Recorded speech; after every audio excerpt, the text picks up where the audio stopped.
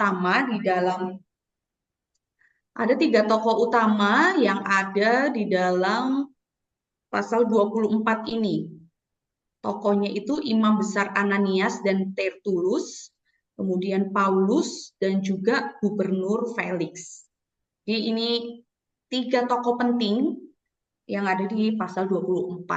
Jadi mungkin Bapak Ibu Saudara sekalian belum membacanya secara full, jadi malam hari ini kita dapat memahaminya lebih dalam dengan saya ringkaskan dari pasal 24 ini.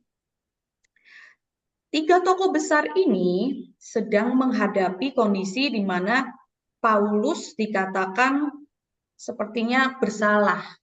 Dan 3 tokoh besar ini mempunyai sikap hati yang berbeda-beda. Nah, bagaimana sikap hati mereka di dalam kisah ini di pasal 24? Mari kita sama-sama melihatnya di ayat yang pertama sampai yang ke-9 terlebih dahulu. Sikap hati yang ada di ayat 1 sampai 9 ini adalah hati menentang kebenaran. Siapakah yang menentang kebenaran ini? Ini diperankan oleh Imam Besar Ananias dan juga Tertulus. Bapak Ibu Saudara sekalian, di ayat pertama di sana dikatakan Imam Besar Ananias bersama beberapa tua-tua dan seorang pengacara bernama Tertulus.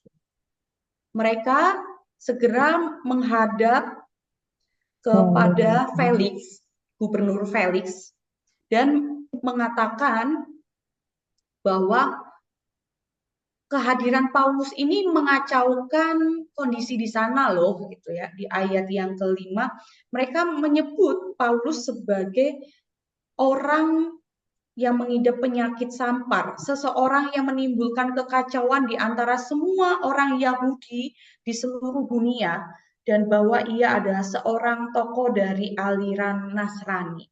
Jadi mereka menyebut Paulus ini adalah orang penyakit sampar. Penyakit sampar ini adalah penyakit yang gampang sekali menular dan sangat sangat menyeramkan gitu pada zaman itu. Dan mereka langsung mencap Paulus akan menyebarkan ajaran yang tidak benar. Mereka tidak suka bahwa Paulus menyampaikan kabar baik. Mereka bahkan menuduh Paulus telah melanggar kekudusan bait Allah. Jadi Imam Besar Ananias lewat pengacaranya yaitu Tertulus menyampaikan bahwa Paulus ini buat kekacauan loh di bait Allah, di dalamnya dia bertengkar, di luarnya juga, dan dia melanggar kekudusan. Dan mengapa Imam Besar Ananias dan Tertulus menentang tentang kabar baik yang disampaikan oleh Paulus? Karena kondisi ini, Imam Besar ini sangat takut sekali bahwa jika orang-orang itu memilih mengikut Paulus. Imam Besar takut jika banyak orang itu lebih taat kepada Paulus daripada kepada dirinya. Sehingga pengaruh dari Imam Besar Ananias itu akan hilang juga. Maka dari itu, Imam Besar berusaha mempertahankan posisinya, statusnya, dan dia mengambil cara memfitnah Paulus. Maka dari itu, peranan dari pengacara Tertulus ini sangat penting Bapak Ibu Saudara sekalian. Karena Imam Besar Ananias ini juga bingung ya. Gimana caranya supaya Paulus ini tidak terus-menerus menyampaikan kabar baik. Tidak terus-menerus menyampaikan kebenaran. Dia nggak tahu caranya seperti apa. Dia menggunakan Tertulus sebagai pengacara. Pengacara itu sangat pintar sekali untuk berkata-kata ya Bapak Ibu Saudara sekalian. Di ayat yang kedua, Tertulus itu memuji Felix. Dia mengatakan, oleh kebijaksanaanmu kami sambut dengan sangat berterima kasih. Dia memuji-muji Felix. Kata-katanya sangat manis sehingga dia pintar sekali mengambil hati dari Felix. Dan Imam Besar sangat terbantu dengan adanya Tertullus, supaya dia bisa mengarang-mengarang cerita untuk menjebloskan Paulus ke dalam penjara. Bapak Ibu Saudara sekalian, realita di dalam kehidupan kita saat ini, hal seperti ini pun juga tidak jauh dari hidup kita ya. Beberapa hari terakhir itu ada video dosen UIN Malang. Dia sangat viral karena ternyata usut punya usut, beliau iri dengan tetangganya. Tetangganya itu baru punya usaha dan cepat sekali berhasil. Dan dia sangat iri sekali. Dan dia cerita ke para mahasiswanya di kampus tentang kondisi ini. Dia ajak semua mahasiswanya untuk ke rumahnya. Nanti ikut ya, lihat nanti ya, lihat tetangga saya ya. Ternyata waktu mahasiswa sampai di rumahnya, ternyata apa yang diceritakan oleh dosennya ini beda sekali Bapak Ibu Saudara sekalian. Ternyata dosennya ini emang cari gara-gara. Dosennya ini terus divideokan oleh mahasiswa. Dia adu mulut dengan tetangganya, terus tiba-tiba dia menjatuhkan diri ke lantai sambil teriak-teriak, wah saya dipukul gitu. Tujuannya adalah supaya dia dapat pembelaan. Nah, hal ini juga lah yang terjadi dan dilakukan oleh Imam Besar Ananias. Dia mencari cara bagaimana dia tetap benar, dia tidak dipersalahkan, bahkan ajarannya itu tetap dipercaya oleh orang-orang pada zaman itu. Bapak Ibu Saudara sekalian, hati manusia itu tidak nyaman jika kesalahan mereka mulai terusik. Karena itu mengganggu kenyamanannya dan kebiasaannya. Maka dari itu, Imam Besar Ananias ini sangat terganggu dengan kehadiran Paulus yang membawa kebenaran itu. Di ayat selanjutnya, di ayat yang ke-10 sampai yang ke-21, ini momen di mana Paulus sudah diserahkan di hadapan Gubernur Felix. Dan disinilah Paulus menyatakan kebenaran yang sebenarnya. Jadi di ayat yang 10, kalau tadi Tertullus dengan manis menggunakan kata-kata yang indah memuji Felix, tapi di ayat yang ke-10, Paulus tidak menggunakan kata-kata yang indah, kata-kata yang manis untuk mengambil perhatian dari Felix. Dia mengatakan, karena itu aku tahu bahwa sudah bertahun-tahun engkau menjadi hakim atas bangsa ini. Karena itu tanpa ragu-ragu aku membela perkaraku ini di hadapanmu. Paulus di sini langsung to the point. Paulus tidak bertele-tele, Paulus langsung membela dirinya di hadapan Gubernur Felix. Dia menyatakan bahwa saya datang ke Yerusalem, nggak berbuat macam-macam kok, saya datang ke sini untuk beribadah. Coba deh tanya sama orang-orang pada waktu itu, yang waktu hari kemarin bareng sama saya di Bait Allah. Tanya sama mereka, apa yang saya lakukan? Paulus mengatakan hal itu. Dan di bagian ini, Paulus dengan yakin dan mengatakan mereka tidak dapat membuktikan kepadamu apa yang sekarang dituduhkan mereka kepada diri. Paulus mengatakan bahwa Imam Besar Ananias itu tidak punya bukti tentang perkataan yang dituduhkan kepada saya. Dan Paulus menyatakan imannya. Aku berbakti kepada Allah nenek moyang kami dengan mengikuti jalan Tuhan yang mereka sebut aliran. Bapak Ibu Saudara sekalian, Paulus dengan hati yang teguh, hati yang berani, dia menyatakan yang benar. Yang benar dalam kasus ini, dalam kisah ini, dia menyatakan bahwa saya tidak bersalah.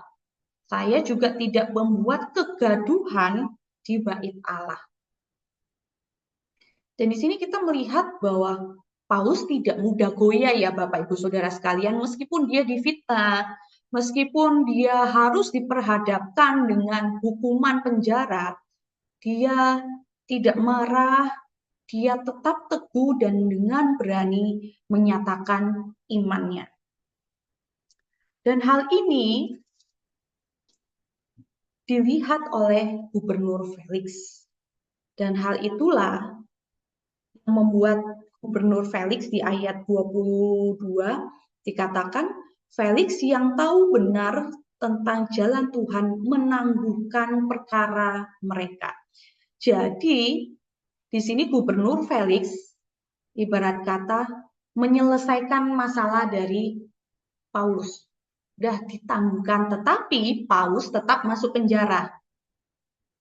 Paulus tetap masuk penjara dan di sini Gubernur Felix menyampaikan kepada perwira untuk meskipun Paulus di dalam penjara, nggak perlu kalian menghalangi rekan-rekan Paulus untuk menjenguk, memberi makan, dan lain sebagainya. Jadi biarkan seperti biasa, tapi Paulus tetap di dalam penjara. Kenapa Paulus tetap dalam penjara?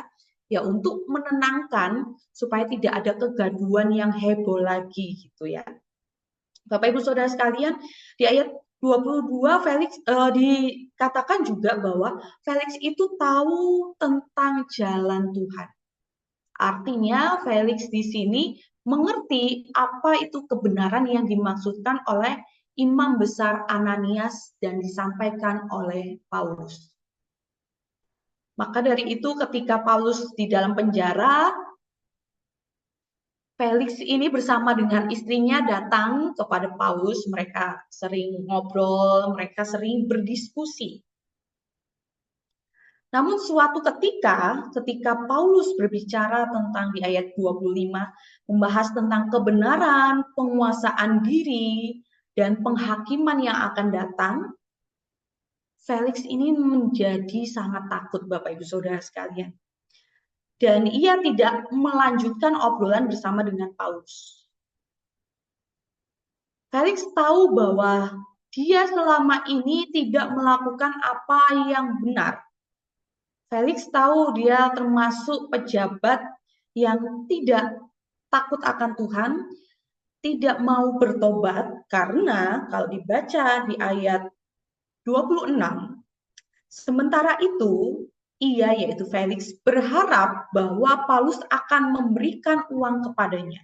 Jadi tujuan Felix memenjarakan Paulus adalah supaya ia mendapat uang sogok dari Paulus untuk Paulus keluar dari penjara.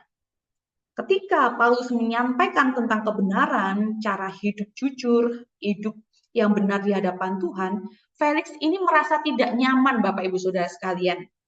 Sehingga dia menjadi takut dan dia tidak mau menerima kebenaran itu. Ia tidak mau menerima kabar baik yang disampaikan oleh Paulus. Bapak Ibu Saudara sekalian, hal ini juga kadang terjadi ya di dalam kehidupan kita sebagai orang-orang percaya. Ketika kita mendengarkan firman Tuhan yang begitu keras, yang begitu menegur kita, baik itu firman Tuhan yang disampaikan ataupun hamba Tuhan tiba-tiba nyeletuk, jangan selingkuh, jangan korupsi, jangan berbohong. Hati kita merasa kesal dan kita bukannya bertobat, kita menunda kebenaran. Kita menunda pertobatan kita. Yang ada ketika teguran itu datang, kita marah. Kita marah kepada gereja, kita marah kepada hamba Tuhan, kita marah dengan majelis ataupun rekan-rekan di gereja kita, dan kita meninggalkan gereja, pindah gereja. Bapak Ibu Saudara sekalian, dari 3 tokoh utama di dalam cerita ini, dan 3 kondisi hati yang mereka alami, yaitu pertama mereka menentang kebenaran, kemudian hati yang teguh dalam kebenaran, dan juga hati yang menunda kebenaran. Kira-kira sikap hati seperti apakah yang kita miliki saat ini? Apakah kita tidak mau menerima kebenaran itu? Atau kita saat ini sudah teguh, sudah berani menjaga kebenaran itu, atau kita tidak mau berubah, kita menunda untuk menerima kebenaran itu. Nanti aja Tuhan, nanti aja Tuhan, nanggung nih Tuhan. Bapak Ibu Saudara sekalian, tema kita hari ini adalah kesaksian di depan otoritas dunia. Otoritas dunia ini adalah kekuasaan manusia yang berupa pemerintah atau institusi hukum. Inilah yang dihadapi oleh Paulus. Dia harus menghadap pemerintah Yerusalem pada waktu itu dan institusi hukum. Berarti Kak, kita harus berani dong kesaksian di depan para pejabat negara kita. Pertanyaannya adalah sekarang, siapakah yang dimaksud dengan otoritas dunia di dalam kehidupan kita sehari-hari? Apakah itu berkaitan dengan pemerintah kita atau hal lain? Kalau kita tarik di dalam kehidupan sehari-hari yang sangat dekat dengan kita, otoritas dunia itu adalah berkaitan dengan keluarga, lingkungan, serta komunitas yang kita ikuti. Komunitas itu bisa saja kita ikut arisan, atau kita ikut komite sekolah anak kita, atau kita masuk komunitas olahraga dan lain sebagainya. Itulah yang dimaksud otoritas dunia kita. Jadi ini adalah otoritas dunia yang sangat dekat dengan kita dan mereka adalah dunia yang melihat kesaksian hidup kita. Maka dari itu ada 4 hal yang perlu kita lakukan di dalam kehidupan kita supaya kita berani, kita bisa bersaksi di dalam otoritas dunia. Yang pertama adalah kita tetap berani. Bapak Ibu Saudara sekalian, dimanapun kita berada, pasti kita akan melihat ada hal-hal yang janggal. Kalau kita masuk di dalam dunia pekerjaan, kita tahu, wah ini ada perselingkuhan nih di kantor, atau ini ada korupsi nih, dananya ternyata membengkak sekali. Atau rekan kerja kita jarang kerja, jarang masuk kantor, tapi gajinya lancar gitu. Nah, kita harus tetap berani menyatakan kebenaran. Kita berani untuk speak up. Kita bisa ngomong dengan atasan kita, orang terdekat kita, untuk menyatakan sepertinya ini salah deh. Sepertinya ini tidak benar. Kita harus berani menyampaikan itu. Itu T yang pertama, tetap berani. Yang kedua adalah tetap hormat. Ketika kita menyampaikan kebenaran itu dengan berani, terkadang Bapak Ibu Saudara sekalian, kita tidak dihargai. Udah nggak perlu dibuat pusing masalah seperti itu sudah biasa kok di lingkungan kita. Kamu aja yang berbeda, kamu aja yang terlalu menjaga iman. Nah, ketika ada orang yang seperti ini, yang merendahkan kita tetap menghormati dia. Terkadang kalau kita menyatakan kebenaran, kemudian ditolak, rasanya tuh hati kita kesal ya Bapak Ibu Saudara sekalian. Kesal dan akhirnya kita marah dan ngelawan balik gitu. Berusaha apa yang kita sampaikan itu harus diterima oleh orang lain. Terkadang kebenaran yang kita sampaikan itu tidak diterima, tapi kita juga tetap hormat kepada orang itu. Karena sudut pandang cara hidup itu sudah berbeda. Dan kita tetap hormat dan menghargai orang tersebut. Yang ketiga adalah tetap teguh. Bapak Ibu Saudara sekalian, ketika orang tidak menghormati kebenaran yang kita sampaikan dan kemudian menyinggung tentang iman kita, hal itu janganlah membuat kita mulai goyah. dan menjadi seperti lingkungan kita. Kita tidak mau menjaga integritas kita, menjaga iman kita di luaran sana. Ketika kita mulai ditolak, kita tidak mulai dihargai, tetaplah kita teguh dengan iman percaya kita. Karena apa? T yang keempat, kita harus tetap percaya. Karena Tuhan akan terus menguatkan kita. Bapak Ibu Saudara sekalian, seperti yang dilakukan oleh Paulus, Paulus berani menyatakan kebenaran, baik itu tentang sikapnya maupun imannya. Namun, Paulus tetap harus dipenjara meskipun dia tidak bersalah. Dan Paulus tetap menghormati keputusan dari Gubernur Felix. Dia tetap menghargai Gubernur Felix. Dan di dalam penjara pun, meskipun hidupnya sulit, dia tidak bisa melayani lagi, imannya tetap teguh. Karena dia tetap percaya kepada Allah yang benar. Bapak Ibu Saudara sekalian, otoritas dunia boleh berubah-ubah, tetapi Kristus adalah Raja di atas segala raja. Dialah kebenaran yang memberi kita kekuatan untuk bersaksi dan hidup setia di tengah otoritas dunia yang berubah ini. Marilah Bapak Ibu Saudara sekalian, setiap kita tetap berani bersaksi atas kebaikan Tuhan, atas pertolongan Tuhan, dan atas iman percaya kita kepada otoritas di dunia terdekat kita, yaitu keluarga, lingkungan kita, maupun komunitas kita berada. Sehingga kita pun dapat merasakan bagaimana Kristus memberikan kekuatan kepada kita, dan kita pun juga merasakan bahwa orang lain juga bisa menerima dan mendengarkan kasih Kristus melalui hidup kita. Amin. Demikianlah firman Tuhan. Mari kita bersama-sama menaikkan ucapan syukur kita untuk firman Tuhan ini, dan kita mengakhirinya dengan doa penutup. Mari kita berdoa. Bersyukur ya Bapa untuk kebenaran firman-Mu yang menegaskan dan mengingatkan kami kembali, supaya kami tetap berani, tetap hormat, tetap teguh, dan tetap percaya ketika kami menyatakan kesaksian iman kami di dalam lingkungan kami.